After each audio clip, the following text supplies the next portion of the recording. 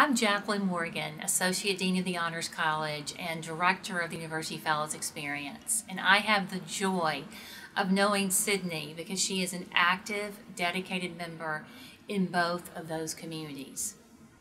Sydney is an amazingly accomplished young lady. She has a 4.0 in her majors of finance, economics, and math. As a junior, she has already interned on Wall Street with JP Morgan, and she has plans to go back next summer to work with Morgan Stanley. She's a member of a number of organizations on campus, including the Blackburn Institute and the Investment Banking Company. And she is a classical pianist. Now, to understand Sydney is to look beyond the resume. She is a young lady who is courageous, fierce, bold, authentic, and ethical. I've watched her make very astute observations of the world around her, and she's definitely not afraid to ask the more difficult questions. One of the things I respect the most about Sydney, though, is that those difficult questions are not simply for engaging conversations, though she does enjoy an intense debate. But it's much more about how to make meaningful contributions to the world around her. And she will challenge you to do the same. So now it is my privilege to welcome her to the stage, to invite us to a meaningful conversation, and to think about how we can make meaningful contributions to the world around us.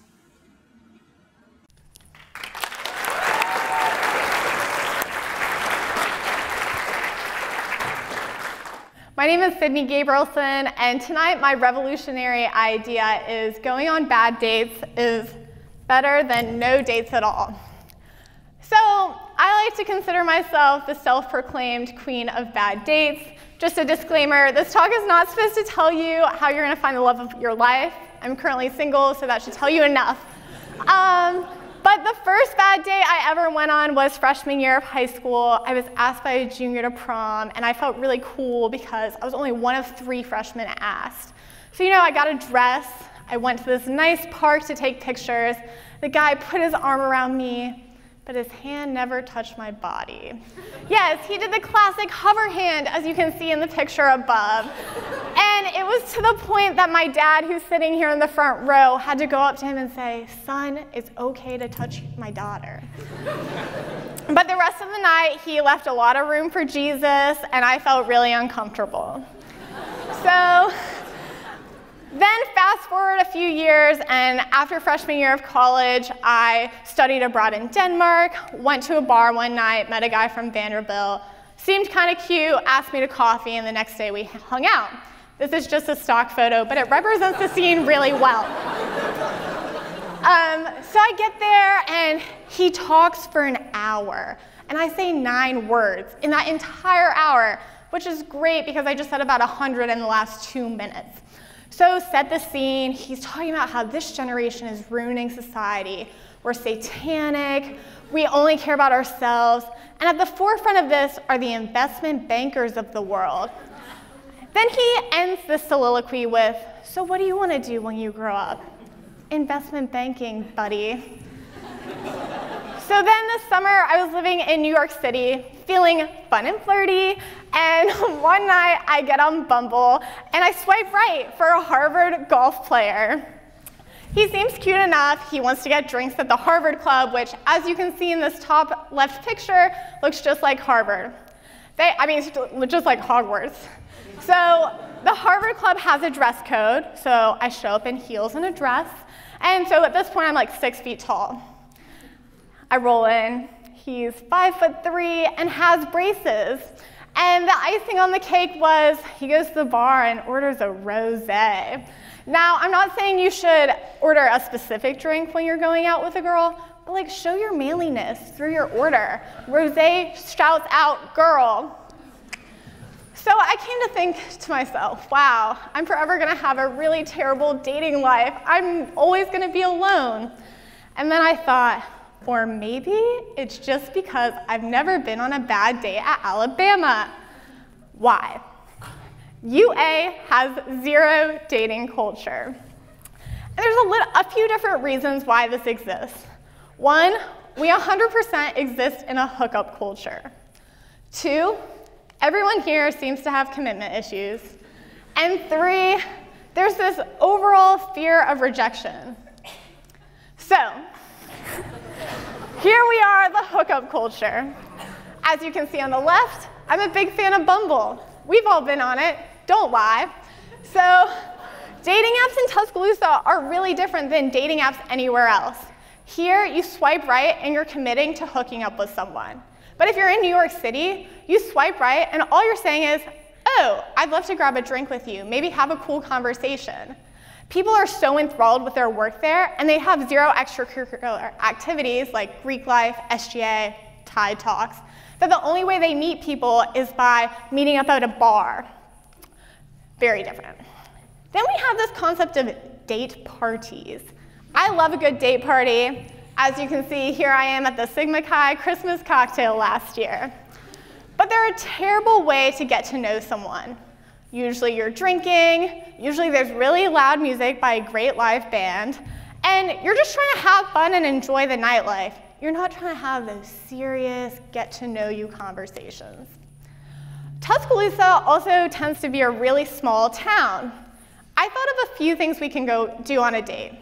Go to Lusa and have a nice craft beer, take a walk at the Riverwalk, maybe go bowling. And I think you can go roller skating here, but I've never heard of anyone going on a date there, so I don't know if that's true or not. And then I was thinking, wow, if I lived in Nashville, there's constantly activities that you could casually ask a date to. A new restaurant opening, maybe a festival at the park. There's just these constant new things happening that we lack in Tuscaloosa. And so I think we just continue to hook up with each other. And then the last thing is, in bigger cities, you have more universities or more pools of people. So if you're in DC, you have Georgetown, American University, George Washington, and each university has a different personality, right? We have a personality at UA, and it's very different from Auburn. But we're not going to go and hang out with people at Auburn because they're 2 hours away. But people in DC can just take advantage of that larger population of 18 to 22-year-olds every day. Maybe the love of your life wouldn't fit in at Alabama, but if you were in DC, you could meet them somewhere else. We also have this fear of commitment. The ring before spring is an epidemic. Literally, if you go on one date, it feels the pressure of, oh, I'm committing to someone for the rest of my life. I'm gonna get engaged. Newsflash, casual dating is all right. The average age of a woman getting engaged is 27.9 years old, and the average age for men is 29.5. I personally have about 7.9 years left of dating, so no rush. Then we live in the generation of everyone gets a trophy. How does this contribute to dating, you ask? I think there's a really big reason why so many of our friends are still dating their high school sweethearts. Don't get me wrong, high school sweetheart is very romantic. But a lot of people just stay with the same person and live in a complacent life because they're scared that if they get rid of their boyfriend or girlfriend and go out into the real world, someone will say no. It'll take a little longer to find the love of their life. They just will be unhappy for a little bit. Short-term pain for long-term gain. We also have the fear of putting ourselves out there. Many people think they're gonna ask their new friend to the date party and they'll end up like Sandy from Greece. It's all right to just ask the question, hey, wanna hang out?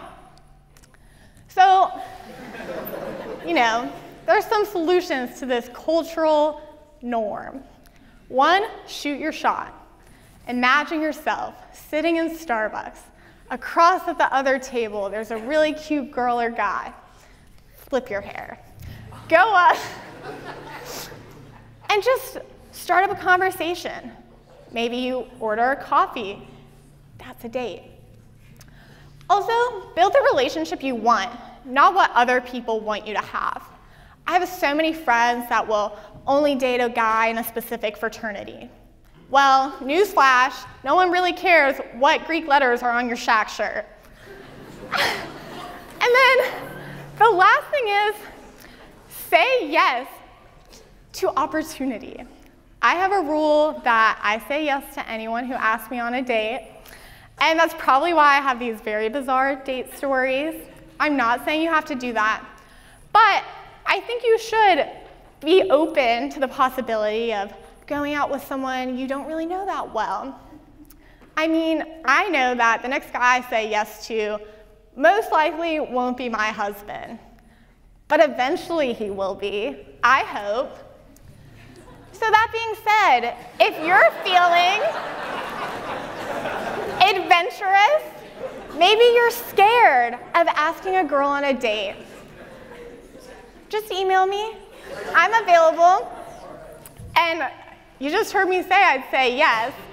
So take a deep breath and go on a date. Thank you.